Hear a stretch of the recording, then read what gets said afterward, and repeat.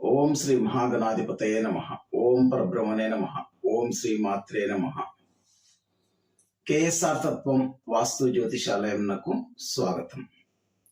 ఈ వీడియోలో వాస్తుశాస్త్ర ప్రకారం వాయువ్య దిశలో మెట్ల నిర్మాణం ఎలా చేసుకోవాలి, అందులో ఉండేటటువంటి మంచి చెడ్డలు ఏంటివి అనే విషయం తెలియజేస్తా. అయితే ముఖ్యంగా వాస్తుశాస్త్రంలో ఒక విషయం గుర్తుపెట్టుకోవాలి. ఆకారంకు ప్రాధాన్యత ఇచ్చి చెప్పబడింది. అంటే చతురస్రాకారం కానీ దీర్ఘ చతురస్రం కానీ మనం మొత్తం గృహ నిర్మాణం చేసిన తర్వాత మనం ఆకాశం నుంచి చూసేటప్పుడు ఒక చతురస్రాకారము లేదా దీర్ఘ చతురస్రాకారము కనిపించేలాగా మనకు నిర్మాణం ఉండాలన్నది ముఖ్యమైన సూత్రం. అయితే ఇందులో మనకు వాయువ్య దిశలో మెట్ల నిర్మాణం ఎలా చేయాలి, ఎలా చేస్తే మనకు దోషం ఏర్పడుతుంది అనే విషయం తెలియజేస్తా. అయితే ఇరెగ్యులర్ షేప్ ఏర్పడినప్పుడు లేదా వాయువ్య దిశలో మెట్ల క్రమం సక్రమంగా లేనప్పుడు కొన్ని ఇబ్బందులు రావడానికి అవకాశం ఉంది. సో అవి ఏమిటి అనే విషయం కూడా ఈ వీడియోలో తెలియజేస్తా.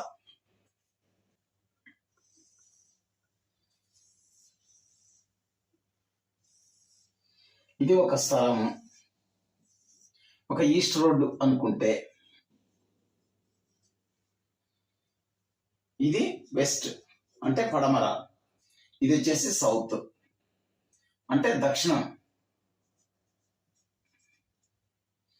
ఇది వచ్చేసి నార్త్ అంటే ఉత్తరం, ఇది వచ్చేసి పడమర, ఇది వచ్చేసి దక్షిణం,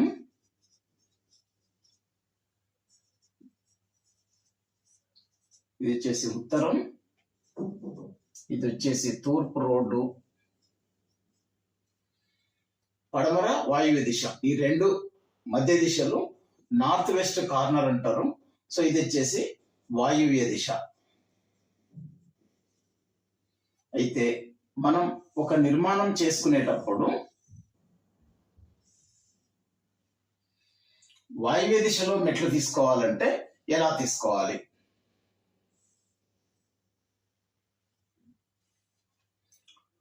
ఈ విధంగా వాయువ్య దిశలో మెట్లు తీసుకోవాలి. మెట్ల ల్యాండింగ్ అనేది ఈ విధంగా వస్తుంది. ఇలా మెట్లు తీసుకుంటాం. అయితే ఈ మెట్ల అనేది ఫస్ట్ స్టెప్, ఈ మెట్ల అనేది ప్రదక్షిణ క్రమంలో తీసుకోవాలా, అప్రదక్షిణ క్రమంలో తీసుకోవాలా? నేను కొన్ని ఇళ్లకు గమనించడం జరిగింది.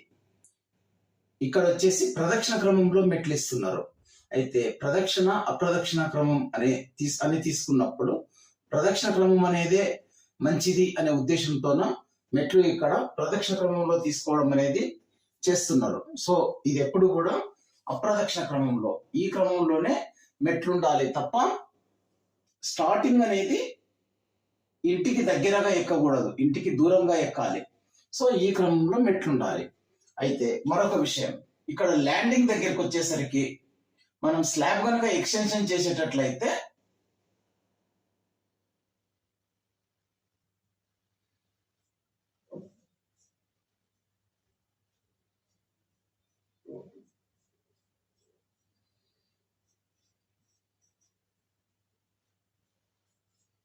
ఈ విధంగా ఉండాలి. అయితే ఇంకొంతమంది ఏం చేస్తున్నారు, మెట్లు ఎక్కాలి కాబట్టి ఇక్కడ వరకే స్లాబ్ తీసుకుంటున్నారు. సో ఇది కూడా తప్పు, అలా తీసుకోకూడదు.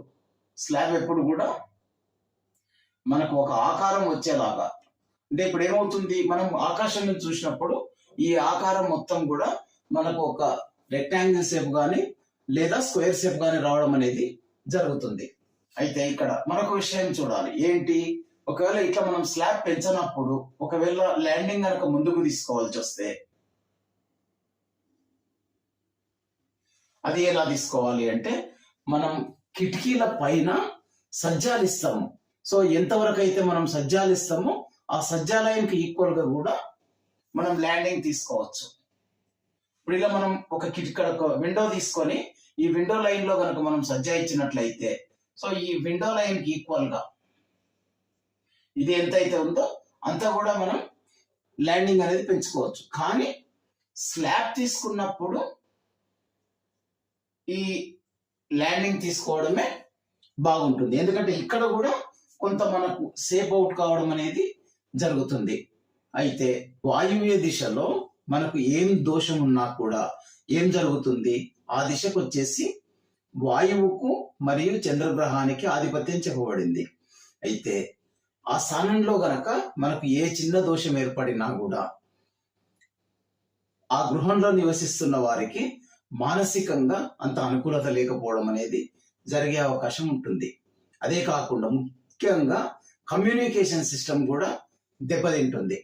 సో ఇక్కడ వాయువ్యంలో దోషం ఉన్న వారికి దోషం ఎలా రావచ్చు, ఎలాగైనా రావచ్చు. మెట్లు ఇట్లా తీసుకోవడం ద్వారా రావచ్చు ప్రదక్షిణ క్రమంలో, లేదా మెట్లు ఇట్లా తీసుకొని ఇంకా చాలా మంది చేస్తున్న మిస్టేక్ ఏంటంటే మెట్ల కింద టాయిలెట్ కట్టడం అనేది చేస్తారు. సో ఈ భాగం ఎప్పుడైతే మనకు కన్స్ట్రక్షన్ లో ఇలా వాయువ్య భాగం పెరిగిందో ఖచ్చితంగా ఆ దిక్కుకు సంబంధించిన దోషాలు ఏర్పడడం అనేది జరుగుతాయి. ఇంకొంతమంది ఏం చేస్తున్నారు అంటే ఇలా లోపలికి కొంత భాగం కట్ చేసి డోర్ ఇక్కడ తీసుకొని టాయిలెట్ అనేది ఇట్లా తీసుకుంటున్నారు. ఇది కూడా తప్పే.